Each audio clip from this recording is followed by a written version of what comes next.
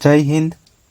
આજે આપણે કરંટની અંદર જે ઓગસ્ટ મહિનાનું કરંટ છે એના વિશે અભ્યાસ કરશું આ લેક્ચરની અંદર। તો સૌપ્રથમ આપણે વાત કરીએ કે મેંગ્રોવ આંતરરાષ્ટ્રીય દિવસ છે તેના વિશે। તો મેંગ્રોવ ઇકોસિસ્ટમના સંરક્ષણ માટે દર વર્ષે 26 જુલાઈના રોજ છે તે મેંગ્રોવ આંતરરાષ્ટ્રીય દિવસ છે તે ઉજવવામાં આવે છે કે જેનો મુખ્ય ઉદ્દેશ છે કે મેંગ્રોવ ઇકોસિસ્ટમના મહત્વ વિશે જાગૃતતા લાવવા, એક અનન્ય વિશિષ્ટ અને સંવેદનશીલ ઇકોસિસ્ટમ અને તેમના ટકાઉ સંચાલન અને સંરક્ષણ માટે છે તે પ્રોત્સાહન આપવા માટે આ દિવસ છે તે ઉજવવામાં આવે છે મેંગ્રોવ આંતરરાષ્ટ્રીય દિવસ, કે જે મેંગ્રોવ ઇકોસિસ્ટમ છે તેના મહત્વ વિશે જાગૃતતા લાવવા અને તેમના ટકાઉ સંચાલન અને સંરક્ષણ માટે પ્રોત્સાહન આપવા માટે છે તે દર વર્ષે 26 જુલાઈના રોજ મેંગ્રોવ આંતરરાષ્ટ્રીય દિવસ છે તે ઉજવવામાં આવે છે। સૌપ્રથમ જે મેંગ્રોવ આંતરરાષ્ટ્રીય દિવસ છે તેની ઉજવણીની શરૂઆત 2015માં United National Educational, Scientific and Culture Organization એટલે કે જે યુનેસ્કો છે તેમણે જનરલ કોન્ફરન્સ દ્વારા મેંગ્રોવ આંતરરાષ્ટ્રીય દિવસની ઉજવવાની શરૂઆત કરી હતી। એટલે કે 2015ની અંદર જે યુનેસ્કો છે તેમણે જનરલ કોન્ફરન્સ દ્વારા છે તે મેંગ્રોવ આંતરરાષ્ટ્રીય દિવસ છે તેની ઉજવવાની શરૂઆત કરી હતી। ભારતની વાત કરીએ તો ભારતની અંદર ઇન્ડિયન સ્ટેટ ફોરેસ્ટ રિપોર્ટ 2021 અનુસાર ભારતની અંદર છે તે મેંગ્રોવના 4992 ચોરસ કિલોમીટરની અંદર વૃક્ષો આવેલા છે અથવા તો જંગલ છે તે આવેલું છે 4992 ચોરસ કિલોમીટરની અંદર, જે દેશના કુલ ભૌગોલિક વિસ્તારના 0.15% વિસ્તાર છે તે મેંગ્રોવ ધરાવે છે। પશ્ચિમ બંગાળમાં આવેલ સુંદરવન છે એ વિશ્વનો સૌથી મોટો મેંગ્રોવ જંગલ વિસ્તાર છે। એટલે કે ભારતની અંદર જે પશ્ચિમ બંગાળમાં સુંદરવન અભયારણ્ય આવેલું છે તેની અંદર જે મેંગ્રોવ જંગલનો વિસ્તાર છે તે વિશ્વનો સૌથી મોટો મેંગ્રોવ જંગલનો વિસ્તાર છે। તે યુનેસ્કોની વર્લ્ડ હેરિટેજ સાઇટની અંદર પણ છે તે સામેલ કરવામાં આવેલ છે જે સુંદરવન છે તેને। ભારતની અંદર સુંદરવન ઉપરાંત છે તે અંદમાન પ્રદેશ, ગુજરાતમાં કચ્છ અને જામનગરની અંદર પણ છે તે મેંગ્રોવના વૃક્ષો છે તે જોવા મળે છે અથવા તો મેંગ્રોવના જંગલો છે તે જોવા મળે છે। નેક્સ્ટ આપણે વાત કરીએ કે 6 ઓગસ્ટના રોજ જે હિરોશીમા દિવસ છે તે ઉજવવામાં આવે છે જાપાનની અંદર, કારણ કે 6 ઓગસ્ટ 1945ના રોજ જે બીજા વિશ્વયુદ્ધ દરમિયાન છે તે યુએસ એટલે કે જે અમેરિકા છે તેમણે જાપાનના હિરોશીમા શહેર પર છે તે અણુબોમ્બ ફેંક્યો હતો। તેની યાદમાં છે તે 6 ઓગસ્ટના રોજ હિરોશીમા દિવસ છે તે મનાવવામાં આવે છે। 6 ઓગસ્ટ 1945ના રોજ બીજા વિશ્વયુદ્ધ દરમિયાન અમેરિકાએ B-29 બોમ્બરનો ઉપયોગ કરીને હિરોશીમા શહેર પર છે તે લિટલ બોય નામનો અણુબોમ્બ છે તે ફેંક્યો હતો કે જેની અંદર અંદાજે 70,000 થી 80,000 જેટલા લોકો છે તે તરત જ મૃત્યુ પામ્યા હતા અને ઘણા લોકો છે તે ઈજાઓ અને કિરણો ઉત્સર્જનને કારણે છે તે મૃત્યુ પામ્યા હતા જે આ અણુબોમ્બ નાખ્યો હતો તેની અંદર 6 ઓગસ્ટ 1945ની અંદર હિરોશીમા શહેર છે તેની ઉપર અમેરિકા દ્વારા અણુબોમ્બ છે તે ફેંકવામાં આવ્યો હતો। નેક્સ્ટ આપણે વાત કરીએ કે 9 ઓગસ્ટના રોજ છે તે નાગાસાકી દિવસ તરીકે ઉજવવામાં આવે છે જાપાનની અંદર, કારણ કે 9 ઓગસ્ટ 1945ના રોજ યુએસએ નાગાસાકી પર છે તે ફેટમેન નામનો છે તે અણુબોમ્બ ફેંક્યો હતો। એટલે કે 6 ઓગસ્ટના રોજ હિરોશીમા શહેર પર છે તે લિટલ બોય નામનો બોમ્બ ફેંક્યો હતો અમેરિકાએ અને 9 ઓગસ્ટના રોજ છે તે નાગાસાકીની અંદર છે તે ફેટમેન નામનો અણુબોમ્બ છે તે ફેંક્યો હતો। આ બીજા વિશ્વયુદ્ધમાં પરમાણુ બોમ્બ શસ્ત્રનો છે તે પ્રથમ વખત ઉપયોગ થયો હતો અમેરિકા દ્વારા અને 15 ઓગસ્ટ 1945ના રોજ છે તે જાપાને શરણાગતિ સ્વીકારી હતી બીજા વિશ્વયુદ્ધ છે તેની અંદર અને જેની અસરકારક રીતે બીજા વિશ્વયુદ્ધ છે તેનો અંત આવ્યો હતો। જાપાને 2024ની અંદર હિરોશીમા અને નાગાસાકીની છે તે 79મી વર્ષગાંઠની છે તે ઉજવણી કરી હતી આ વર્ષે, એટલે કે 2024ની અંદર જે જાપાન છે તેમણે હિરોશીમા દિવસ અને નાગાસાકી દિવસની છે તે 79મી વર્ષગાંઠની છે તે ઉજવણી કરી હતી।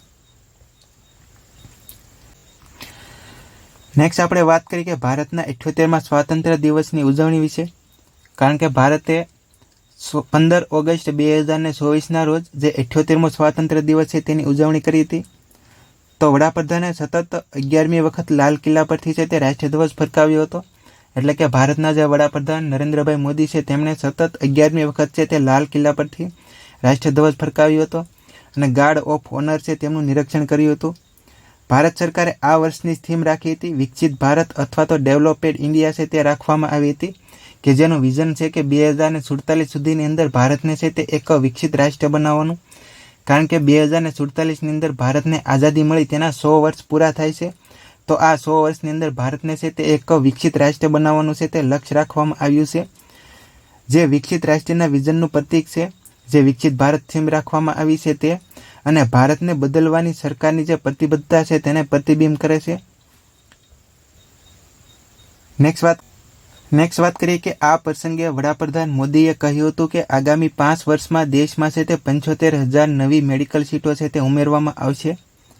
એટલે કે વડાપ્રધાન નરેન્દ્રભાઈ મોદી છે તેમણે જે લાલ કિલ્લા ઉપરથી ભાષણ આપ્યું હતું ત્યારે તેમણે એવું જણાવ્યું હતું કે આગામી 5 વર્ષની અંદર છે તે દેશમાં 75,000 નવી મેડિકલ સીટો છે તે ઉમેરવામાં આવશે. 15 ઓગસ્ટ 1947ના રોજ ભારતના પ્રથમ વડાપ્રધાન જવાહરલાલ નહેરુએ દિલ્હીના લાલ કિલ્લાના લાહોરી ગેટ પર છે તે રાષ્ટ્રધ્વજ ફરકાવ્યો હતો. એટલે કે ભારત જ્યારે આઝાદી મળી 15 ઓગસ્ટ 1947ના રોજ, ત્યારે ભારતના જે વડાપ્રધાન જવાહરલાલ નહેરુ હતા તેમણે દિલ્હીના લાલ કિલ્લાના લાહોરી ગેટ પર છે તે રાષ્ટ્રધ્વજ ફરકાવ્યો હતો. નેક્સ્ટ આપણે વાત કરીએ કે ભારતના રાષ્ટ્રપતિ છે તેમને ફિજીનો સર્વોચ્ચ પુરસ્કાર છે તે આપવામાં આવ્યો છે. એટલે કે તાજેતરમાં રાષ્ટ્રપતિ દ્રૌપદી મુર્મુ છે તેમને Champion of the Order of ફિજીથી છે તે નવાજવામાં આવ્યા છે. એટલે કે ભારતના રાષ્ટ્રપતિ જે દ્રૌપદી મુર્મુ છે તેમને Champion of the Order of ફિજીથી છે તે નવાજવામાં આવ્યા છે, કે જે ફિજીનો છે તે સર્વોચ્ચ નાગરિક સન્માન છે. Champion of the Order of Fiji છે તે ફિજીનો સર્વોચ્ચ નાગરિક સન્માન છે. અત્યાર સુધીમાં ભારતના રાષ્ટ્રપતિ દ્વારા આ પ્રથમ વખત ફિજીની યાત્રા કરી હતી. એટલે કે ભારતના રાષ્ટ્રપતિ દ્વારા છે તે આ પ્રથમ વખત ફિજીની છે તે યાત્રા કરવામાં આવી હતી દ્રૌપદી મુર્મુ દ્વારા. નેક્સ્ટ આપણે વાત કરીએ ફિજી દેશ વિશે, તો તે દક્ષિણ પેસિફિક મહાસાગરમાં એક દેશ અને એક દ્વીપ સમૂહ આવેલો છે. ફિજી છે તે કે તે ન્યૂઝીલેન્ડના ઓકલેન્ડની ઉત્તરે કોરો સમુદ્ર છે તેમને ઘેરે છે. કે ફિજી છે તે ન્યૂઝીલેન્ડના ઓકલેન્ડની ઉત્તરે કોરો સમુદ્ર છે તેમને ઘેરે છે, અને તેમાં છે તે 300થી વધુ ટાપુઓનો સમાવેશ થાય છે ફિજીની અંદર. તે વિશ્વની સોફ્ટ કોરલ કેપિટલ તરીકે પણ ઓળખવામાં આવે છે. ફિજી છે તેને કે જે વિશ્વની સોફ્ટ કોરલ કેપિટલ તરીકે પણ છે તેને ઓળખવામાં આવે છે. અને ફિજીમાં છે તે 4,000 ચોરસ કિલોમીટરથી વધુ વાઇબ્રેટન કોરલ રીફ છે તે ધરાવે છે. જે ફિજી દેશ છે તે 4,000 ચોરસ કિલોમીટરથી વધુ વાઇબ્રેટન કોરલ રીફ છે તે ધરાવે છે. નેક્સ્ટ આપણે વાત કરીએ આંતરરાષ્ટ્રીય આદિવાસી દિવસ વિશે, તો તાજેતરમાં સ્વદેશી અધિકારો માટેના સમર્થનને પ્રોત્સાહન આપવા માટે છે તે 9 ઓગસ્ટના રોજ આદિવાસી લોકોનો આંતરરાષ્ટ્રીય દિવસ છે તે ઉજવવામાં આવ્યો હતો. એટલે કે દર વર્ષે 9 ઓગસ્ટના રોજ છે તે આંતરરાષ્ટ્રીય આદિવાસી દિવસ છે તે ઉજવવામાં આવે છે, જેમની શરૂઆત છે તે સૌપ્રથમ વખત યુનાઇટેડ નેશનલે જનરલ એસેમ્બલી દ્વારા છે તે ડિસેમ્બર 1994ની અંદર આંતરરાષ્ટ્રીય આદિવાસી દિવસ ઉજવવાનો ઠરાવ છે તે પસાર કર્યો હતો. અને ત્યારથી છે તે દર વર્ષે 9 ઓગસ્ટના રોજ છે તે આ દિવસ ઉજવવામાં આવે છે. એટલે કે સૌપ્રથમ વખત જે યુનાઇટેડ નેશનલ છે તેમણે તેમની જનરલ એસેમ્બલી દ્વારા છે તે 1994ની અંદર આંતરરાષ્ટ્રીય આદિવાસી દિવસ ઉજવવાનો ઠરાવ છે તે પસાર કર્યો હતો, અને ત્યારથી છે તે દર વર્ષે 9 ઓગસ્ટના રોજ છે તે આંતરરાષ્ટ્રીય આદિવાસી દિવસ છે તે ઉજવવામાં આવે છે. આ દિવસ છે તે 1982ની અંદર જીનીવામાં યોજાયેલી આદિજાતિ વસ્તી પરની સંયુક્ત રાષ્ટ્રની પ્રથમ બેઠકની યાદમાં છે તે ઉજવવામાં આવે છે. એટલે કે સૌપ્રથમ વખત 9 ઓગસ્ટ 1982ના રોજ છે તે જીનીવામાં યોજાયેલી આદિજાતિ વસ્તીની સંયુક્ત રાષ્ટ્રની બેઠકની યાદમાં છે તે આ દિવસ ઉજવવામાં આવે છે, આંતરરાષ્ટ્રીય આદિવાસી દિવસ છે તે. નેક્સ્ટ આપણે વાત કરીએ કે વર્ષ 2024 માટે જે આ દિવસ છે તેમની થીમ વિશે, એટલે કે જે આંતરરાષ્ટ્રીય આદિવાસી દિવસ છે તેના થીમ વિશે. તો સ્વૈચ્છિક અલગતા અને પ્રારંભિક સંપર્કમાં સ્વદેશી લોકોના અધિકારોનું રક્ષણ કરવું તે રાખવામાં આવી હતી. જે આંતરરાષ્ટ્રીય આદિવાસી દિવસ છે તેની થીમ કે સ્વૈચ્છિક અલગતા અને પ્રારંભિક સંપર્કમાં સ્વદેશી લોકોના અધિકારોનું રક્ષણ કરવું. ભારતની વાત કરીએ તો ભારતમાં 2011ની વસ્તી ગણતરી મુજબ ભારતની સામાન્ય વસ્તીના લગભગ 8.6% લોકો છે તે આદિવાસી લોકો છે તે ધરાવે છે. ભારત કે જે ભારતની સામાન્ય વસ્તી છે તેના લગભગ 8.6% લોકો છે તે આદિવાસી લોકો છે. નેક્સ્ટ આપણે વાત કરીએ વિશ્વ સિંહ દિવસ વિશે, તો દર વર્ષે 10મી ઓગસ્ટના રોજ છે તે વિશ્વ સિંહ દિવસ ઉજવવામાં આવે છે. કારણ કે સિંહોના સંરક્ષણ માટે જાગૃતતા લાવવા માટે દર વર્ષે 10 ઓગસ્ટના રોજ છે તે વિશ્વ સિંહ દિવસ છે તે ઉજવવામાં આવે છે. સૌપ્રથમ વખત છે તે 2013ની અંદર વિશ્વ સિંહ દિવસ છે તે ઉજવવામાં આવ્યો હતો. કોના દ્વારા? તો કે બિગ કેટ રેસ્ક્યુ દ્વારા છે તે સૌપ્રથમ વખત 2013ની અંદર છે તે વિશ્વ સિંહ દિવસ ઉજવવામાં આવ્યો હતો અને 2024ની અંદર છે તે આ 11મી વર્ષગાંઠની છે તે ઉજવણી કરી હતી. એટલે કે 11મી વખત છે તે વિશ્વ સિંહ દિવસની ઉજવણી કરી હતી 2024ની અંદર. નેક્સ્ટ વાત કરીએ કે ભારતમાં છે તે 2020ની સિંહની વસ્તી ગણતરી મુજબ છે તે સિંહની વસ્તી 674 છે તે નોંધવામાં આવી હતી. આ સિંહો છે તે મુખ્યત્વે ગુજરાતના ગીર ફોરેસ્ટ નેશનલ પાર્કમાં છે તે જોવા મળે છે. ગુજરાતના મુખ્યમંત્રી શ્રી ભૂપેન્દ્રભાઈ પટેલ છે તેમણે તેમની અધ્યક્ષતામાં સાસણગીરમાં કોમ્યુનિકેશન સેન્ટર ખાતે છે તે વિશ્વ સિંહ દિવસની ભવ્ય ઉજવણી કરવામાં આવી હતી. એટલે કે ગુજરાતની અંદર છે તે કોમ્યુનિકેશન સેન્ટર ખાતે છે તે વિશ્વ સિંહ દિવસની ઉજવણી કરવામાં આવી હતી ગુજરાતના મુખ્યમંત્રી શ્રી ભૂપેન્દ્રભાઈ પટેલ દ્વારા. નેક્સ્ટ વાત કરીએ આપણે વિશ્વ હાથી દિવસ વિશે. તો કે દર વર્ષે 12 ઓગસ્ટના રોજ છે તે વિશ્વ હાથી દિવસ છે તે ઉજવવામાં આવે છે. એટલે કે એશિયન અને આફ્રિકન હાથીઓની દુર્દશા અંગે જાગૃતતા લાવવા દર વર્ષે 12 ઓગસ્ટના રોજ છે તે વિશ્વ હાથી દિવસ ઉજવવામાં આવે છે. આફ્રિકન અને એશિયન હાથીઓની ચિંતાજનક પરિસ્થિતિઓ પ્રત્યે જાગૃતતા લાવવા માટે 2012માં વિશ્વ હાથી દિવસ અભિયાનની છે તે શરૂઆત કરવામાં આવ્યું હતું. એટલે કે સૌપ્રથમ વખત છે તે 2012ની અંદર વિશ્વ હાથી દિવસ અભિયાનની શરૂઆત છે તે કરવામાં આવી હતી અને ત્યારથી તે દર વર્ષે છે તે 12 ઓગસ્ટના રોજ છે તે વિશ્વ હાથી દિવસ છે તે ઉજવવામાં આવે છે. આ ઝુંબેશનો ઉદ્દેશ હતો કે ટકાઉ વાતાવરણ બનાવવાનો કે જ્યાં પ્રાણીઓનું છે તે શોષણ ન થાય અને તેમની છે તે કાળજી લેવામાં આવે. નેક્સ્ટ વાત કરીએ વર્ષ 2024ની થીમ વિશે. એટલે કે જે વિશ્વ હાથી દિવસ છે તેની થીમ વિશે. તો પ્રાગ ઐતિહાસિક સુંદરતા, ધાર્મિક સુસંગતતા અને પર્યાવરણીય મહત્વને છે તે મૂર્ત બનાવવું આ થીમ રાખવામાં આવી હતી વિશ્વ હાથી દિવસની. કે પ્રાગ ઐતિહાસિક સુંદરતા, ધાર્મિક સુસંગતતા અને પર્યાવરણીય મહત્વને મૂર્ત બનાવવું. વિશ્વ હાથી દિવસ છે તે હાથીઓના સંરક્ષણ અને વૈશ્વિક ચળવળની જરૂરિયાતો માટે જાગૃતિ લાવવા માટે છે તે સફળ રહ્યો છે. એશિયન હાથીઓ છે તેમને IUCN એટલે કે જે International Union for Conservation of Nature દ્વારા છે તે રેડ લિસ્ટની અંદર લુપ્તપ્રાય તરીકે છે તે વર્ગીકૃત કરવામાં આવ્યા છે. એટલે કે જે એશિયન હાથીઓ છે તેમને રેડ લિસ્ટની અંદર સમાવેશ કરવામાં આવ્યો છે કારણ કે વસવાટની ખોટ, જે હાથીઓ છે તેમના વસવાટની ખોટ અને માનવ હાથીના સંઘર્ષ અને શિકારને કારણે છે તે હાથીઓની જે વસ્તી છે તેમાં ઘટાડો થયેલો જોવા મળે છે. નેક્સ્ટ આપણે વાત કરીએ કે વિક્રમ સારાભાઈની 105મી જન્મજયંતિ છે તેમની ઉજવણી કરવામાં આવી હતી ભારતની અંદર. એટલે કે તાજેતરમાં ભારતે છે તે 12 ઓગસ્ટના રોજ ડૉક્ટર વિક્રમભાઈ સારાની છે તે 105મી જન્મજયંતિની ઉજવણી કરી હતી. કે જે ડૉક્ટર વિક્રમભાઈ સારા છે તેમણે ભારતના અવકાશી કાર્યક્રમમાં અગ્રણી ભૂમિકા ભજવી હતી અને વિવિધ ક્ષેત્રોમાં છે તે અગ્રણી સંસ્થાઓની છે તે સ્થાપના કરી હતી. ડૉક્ટર વિક્રમભાઈ સારા છે તેમણે. ડૉક્ટર વિક્રમભાઈ સારાનો જન્મ છે તે 12 ઓગસ્ટ 1919ના રોજ છે તે અમદાવાદમાં થયો હતો.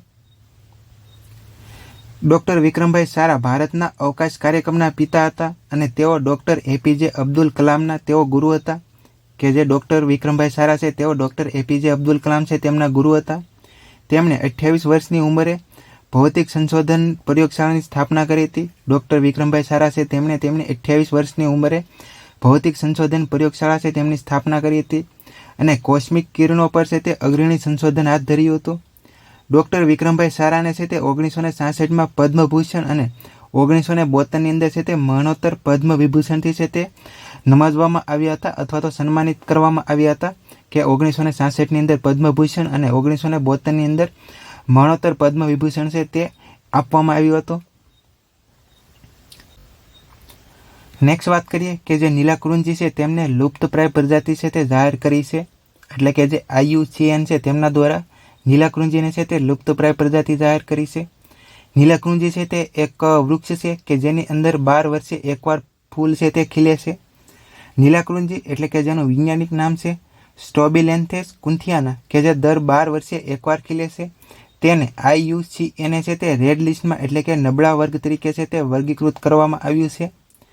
નીલાકુંજી છે તે 3 મીટરની ઊંચાઈ સુધીનું એક સ્થાનિક ઝાડ છે જે માત્ર 1340થી 2600 મીટરની ઊંચાઈએ દક્ષિણ પશ્ચિમ ભારતના પર્વતીય લેન્ડસ્કેપના સોલો ગ્રાસલેન્ડ ઇકોસિસ્ટમમાં છે તે જોવા મળે છે. જે નીલાકુંજી વૃક્ષ છે તે કે જે ભારતની અંદર દક્ષિણ પશ્ચિમ પર્વતીય વિસ્તાર છે તેની અંદર લેન્ડસ્કેપના સોલો ગ્રાસલેન્ડ ઇકોસિસ્ટમની અંદર છે તે આ વૃક્ષ જોવા મળે છે. નીલાકૃંજીનું વૈજ્ઞાનિક નામ છે તે કેરળના સાયલેન્ટ વેલી નેશનલ પાર્કમાં સ્થિત કુંતી નદીના નામ પરથી છે તે રાખવામાં આવ્યું છે, જ્યાં આ ફૂલ છે તે પુષ્કળ પ્રમાણમાં જોવા મળે છે. જે નીલાકૃંજીના ફૂલ છે તે કુંતી નદી છે તેની અંદર પુષ્કળ પ્રમાણમાં જોવા મળે છે, એટલે તેના ઉપરથી જે નીલાકૃંજીનું વૈજ્ઞાનિક નામ છે તે રાખવામાં આવ્યું છે. નેક્સ્ટ આપણે વાત કરીએ જાહેર પોષણ કેન્દ્ર વિશે. તો તાજેતરમાં ભારત સરકારે ગુજરાત, રાજસ્થાન, તેલંગાણા અને ઉત્તર પ્રદેશમાં વ્યાજબી ભાવની દુકાનોને જન પોષણ કેન્દ્રોમાં રૂપાંતરિત કરવા માટે છે તે એક પાયલટ પ્રોજેક્ટ છે તે શરૂ કર્યો છે, કે જેનો મુખ્ય ઉદ્દેશ હતો કે પ્રધાનમંત્રી ગરીબ કલ્યાણ અન્ન યોજના હતી એના હેઠળ જે લાભાર્થીઓને પૂરી પાડવામાં આવતી પોષણ સંબંધિત સેવાઓને છે તે વધારવાનો હતો. કે જે જાહેર પોષણ કેન્દ્ર છે તેમનો મુખ્ય ઉદ્દેશ હતો કે જે પ્રધાનમંત્રી ગરીબ કલ્યાણ અન્ન યોજના છે તેમાં લાભાર્થીઓને પૂરી પાડવામાં આવતી જે પોષણ સંબંધિત સેવાઓ છે તેને વધારવાનો હતો. આ પ્રોજેક્ટ છે તે પારદર્શિતા અને ઓપરેશનલી કાર્યક્ષમતા વધારવા માટે રચાયેલી સંખ્યાબદ્ધ નવા ડિજિટલ ટૂલ અને સપોર્ટ સિસ્ટમનો પણ છે તે સમાવેશ થાય છે, જે જાહેર પોષણ કેન્દ્ર છે તેની અંદર. આનો મુખ્ય ઉદ્દેશ હતો કે આ પહેલ હેઠળ છે તે વ્યાજબી ભાવની દુકાનોનો રાશન ડીલરો દ્વારા સામનો કરવામાં આવતી આવકના પડકારોને પહોંચી વળવા અને પ્રધાનમંત્રી ગરીબ કલ્યાણ અન્ન યોજના હેઠળ લાભાર્થીઓને ઉપલબ્ધ પોષણ સંબંધિત સેવાઓને સુધારવા માટે છે તે સબસિડીવાળા અનાજ ઉપરાંત વધારાની ચીજવસ્તુઓનું છે તે વેચાણ શરૂ કરવામાં આવશે જાહેર પોષણ કેન્દ્ર છે તેના દ્વારા. નેક્સ્ટ વાત કરીએ આપણે રાષ્ટ્રીય અવકાશ દિવસ 2024 વિશે. તો તાજેતરમાં ભારતે 23 ઓગસ્ટ 2024ના રોજ તેનો પ્રથમ રાષ્ટ્રીય અવકાશ દિવસ છે તે ઉજવ્યો હતો, કારણ કે 23 ઓગસ્ટ 2023ના રોજ છે તે ચંદ્રની સપાટી પર ચંદ્રયાન 3 મિશનના જે વિક્રમ લેન્ડરને છે તે સલામત અને નરમ ઉતરાણનો છે તે ચિહ્નિત કરવા માટે આ દિવસ ઉજવવામાં આવે છે. કારણ કે ભારતે છે તે 23 ઓગસ્ટ 2023ના રોજ ચંદ્રયાન 3 છે તેનું જે વિક્રમ લેન્ડર છે તેમને ચંદ્રની સપાટી ઉપર છે તે સોફ્ટ લેન્ડિંગ કરાવવામાં છે તે સફળતા મળી હતી, અને તેની યાદમાં તે 23 ઓગસ્ટને છે તે રાષ્ટ્રીય અવકાશ દિવસ તરીકે ઉજવવામાં આવે છે. તે ભારતની અવકાશ સિદ્ધિઓને ખાસ કરીને ચંદ્રયાન 3ની સફળતાને છે તે યાદ કરે છે. 2023માં ચંદ્રયાન 3ના પ્રક્ષેપણ સાથે ભારત ચંદ્ર પર સફળતાપૂર્વક ઉતરાણ કરનાર છે તે વિશ્વનો ચોથો દેશ બન્યો હતો, અને તેના દક્ષિણ ધ્રુવીય ક્ષેત્રમાં પહોંચનાર છે તે પ્રથમ દેશ બન્યો હતો ભારત. એટલે કે ભારત છે તે ચંદ્રની સપાટી ઉપર સોફ્ટ લેન્ડિંગ કરાવનાર વિશ્વનો ચોથો દેશ બન્યો હતો, અને ચંદ્રના જે દક્ષિણ ધ્રુવીય ક્ષેત્રની અંદર પહોંચનાર છે તે વિશ્વનો પ્રથમ દેશ બન્યો હતો ભારત.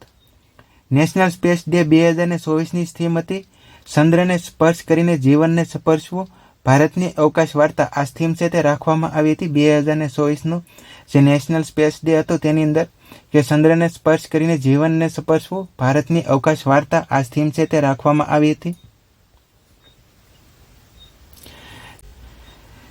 નેક્સ્ટ આપણે વાત કરીએ કે 8મી ધર્મ ધમ પરિષદ 2024 વિશે, કે જેનું આયોજન છે તે અમદાવાદની અંદર કરવામાં આવ્યું હતું.